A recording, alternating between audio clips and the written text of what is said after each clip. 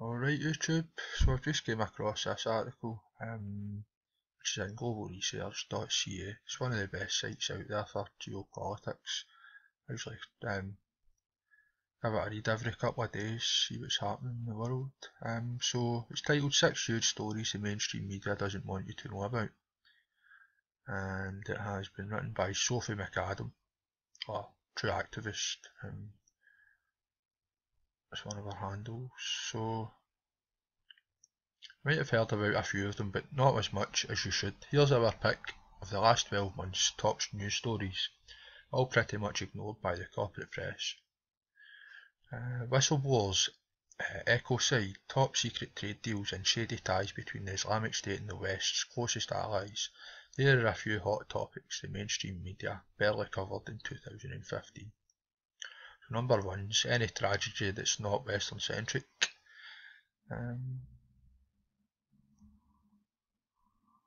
So, the outpouring of fury, despair and grief by the corporate press over the November 13 Paris attacks highlighted the bias of the mainstream media towards Western victims of terrorism. There were 2 suicide bombings in Lebanon the day before the events in Paris, killing 37 and wounding 180, but they were not mentioned much in the sensationalist coverage of France's tragedy, nor were they mentioned in the minute silences and vigils conducted across the Western world in the aftermath. From the horrors of the Congo's bloody civil war to Erdogan's persecution of Turkish Kurds, from Boko Haram's ongoing reign of terror in Nigeria, Chad and Cameroon to the plight of Sudanese refugees, the mainstream media seems to pick and choose which human lives deserve our empathy and which aren't quite so important. Very true. Number 2, in the Indonesia burning. As we previously reported, there's a hyperlink here to give you more detail on the huge forest fire that happened in Indonesia. So the Indonesian wildfires that caused devastation to the country's people and wildlife last year were largely ignored by the mainstream media until several months after the devastating event began. The fires were started by loggers to clear the way for controversial palm oil plantations and caused health problems for over 1 million people. The World Bank estimates that the fires destroyed 2.6 million hectares, 6.4 million acres of rainforest between June and October, costing 16.1 billion and causing untold loss of life to the endangered animals who depend on the forest for their survival. Terrified orangutans fleeing the disaster were abused in a sickening way by some Indonesian villagers. Ecocide on this scale should have been one of the biggest stories of 2015, but with the exception of Guardian columnist and environmental activist George Monbiot, who attacked his industry for censorship of the event, the tragedy was largely ignored to protect corporate interests. And let's see. So France's slip into martial law is number 3. So obviously with the closing of borders and imposing curfews after the Paris attacks. So the terrorist attacks in Paris were used as justification by the French, British and German governments to join military strikes in Syria. They were also used as justification by the French government to severely restrict freedoms at home. As we reported, immediately after the terrible events on November 13th, the French government began closing down alternative news sites. The President also declared that anyone's house could be searched without a warrant, websites could be blocked without warning, and citizens could be put under house arrest without a trial. Activists hoping to march in Paris at last month's climate conference were disappointed to learn that France's state of emergency also included a ban on protests. Some French politicians are pushing to install GPS trackers in rental cars, rewrite the constitution to allow for martial law, block Wi-Fi and Tor, and combined state databases, which would give the state access to citizens' personal medical records. Amnesty International, along with many French bloggers, expressed concern that the government had imposed martial law in response to the terrorist attack. They have a point. Isn't a restriction of freedoms at home exactly what extremists would want? John Dalhousie, Amnesty International's Director of Europe and Central Asia, said in November, "It is a paradox to suspend human rights in order to defend them."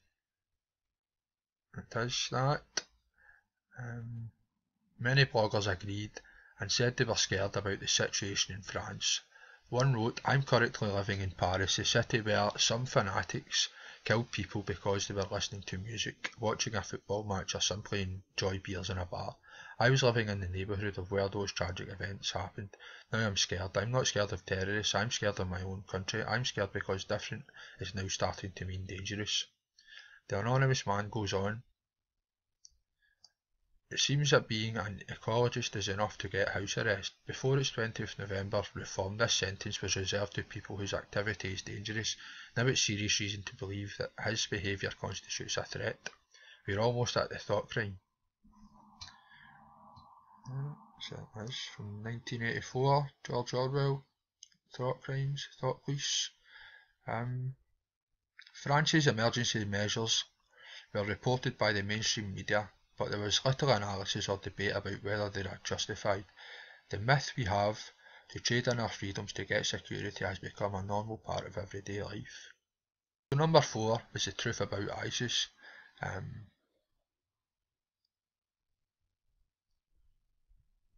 Here we've got an image of Syria being beheaded.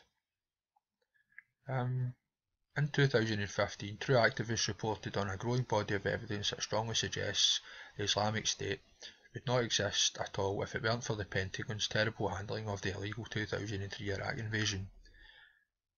It's funded and armed by Western allies Turkey and Saudi Arabia, continues to grow due to oil sales to Turkey, may have ties to the British government and Israel, and could be part of a bigger geopolitical plan by the USA and Britain to destabilise the region, using the corporate press to lie to the public in order to gain popular support for more endless oil wars.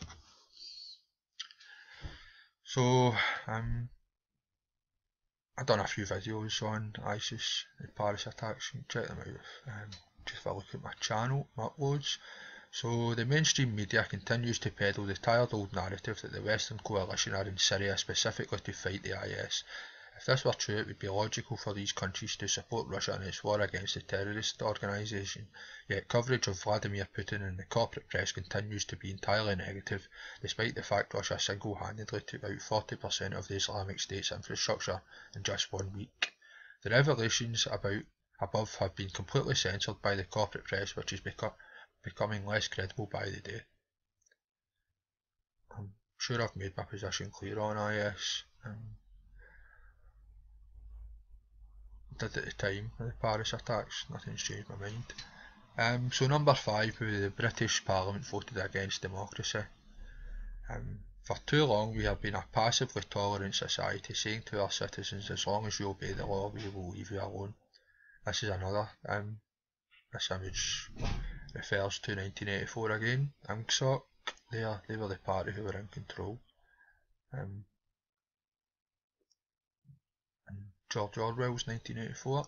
So last month an English politician stood up in the Houses of Parliament and gave a speech calling for electoral reform. His request, backed by thousands of citizens, was blocked. The UK has an archaic system of voting which is unfit for purpose and entirely undemocratic. After popular Prime Minister David Cameron won the 2015 election with just 36% of the vote, millions of British people feel cheated. A petition was launched to demand proportional representation rather than the so-called first-past-the-post system, which benefits the major political parties but never the alternatives.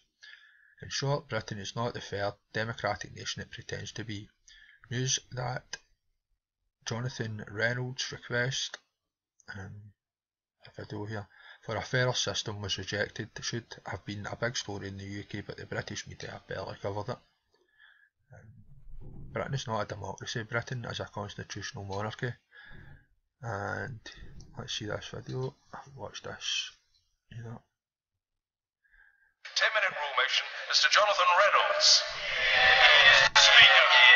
I beg to move that leave be given to bring in a bill to amend the Representation of the People Act to provide for the introduction of proportional representation as a method for electing a certain number of members of the House of Commons, to make provision about changing existing constituencies and reducing their number, and for connected purposes.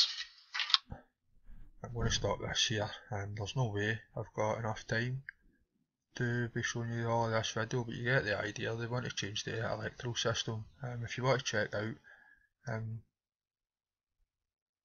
the ins and outs of proportional representation versus first past the post, I suggest that you check out the Electoral Reform Society's YouTube page. With a load of videos on there all about it. So just to get back to this, so number 6 in this list of last year's main stories which the mainstream media decided not to cover. Number 6 is the Trojan horse of TTIP. So number 6, the reality of top secret free trade deals. The TTIP, Transatlantic Partnership Agreement, TISA, Trade and Services Agreement, and TPP, Trans-Pacific Partnership Agreement, are highly controversial and top secret deals that will affect the lives of every citizen on the planet, yet we apparently have no right to decide whether we want them or even to know the exact details of the draft legislation. TTIP in particular is a huge concern. As we have reported, the deal threatens to allow corporations to sue governments who don't do as they are told, kill online privacy, make fracking standard procedure across 28 countries, privatise European health systems, force GMO food on unwilling citizens, strip us of our civil liberties, and ensure that corporations have control over the European Parliament.